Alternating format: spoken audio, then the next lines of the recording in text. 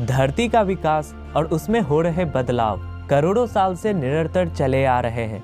इंसान और जीव जंतुओं के विकास से पहले धरती का स्वरूप कुछ अलग था। ये तो हम सभी जानते हैं कि शुरुआत में पृथ्वी जलते हुए आग के गोले की तरह थी, जो समय के साथ साथ धीरे धीरे ठंडी हो गई।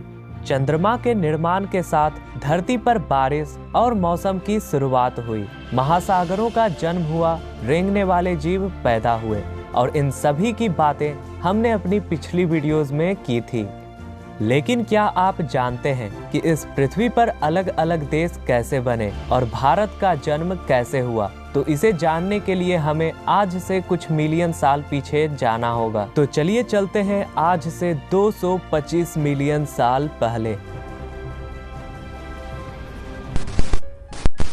सब कुछ इस धरती का एक बड़ा हिस्सा था। धरती के इस विशाल पार्ट को पेंजिया के नाम से जाना जाता था, जिससे टूटकर अलग हुए देश आज अलग अलग नामों से जाने जाते हैं। इस समय धरती पर मौजूद हर भाग आपस में जुड़ा हुआ था, यानी किसी देश की कोई सीमा नहीं थी।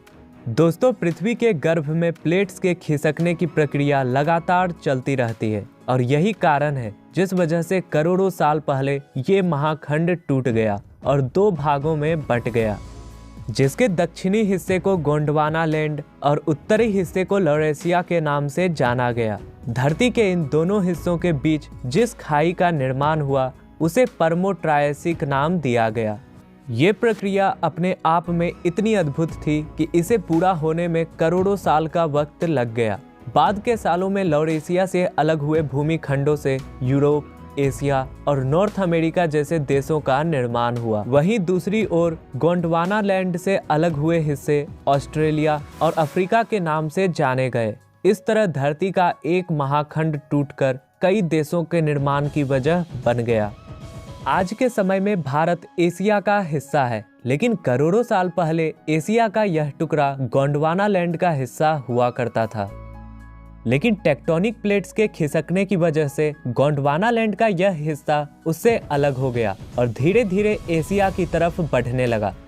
कई सालों तक चले इस सफर के बाद आखिरकार भूमि का वो हिस्सा वर्तमान के लद्दाख से जा टकराया और उससे जुड़ गया। इस तरह गोंडवाना लैंड से अलग हुआ भूमि का ये हिस्सा एशिया का महत्वपूर्ण देश भारत बन गया।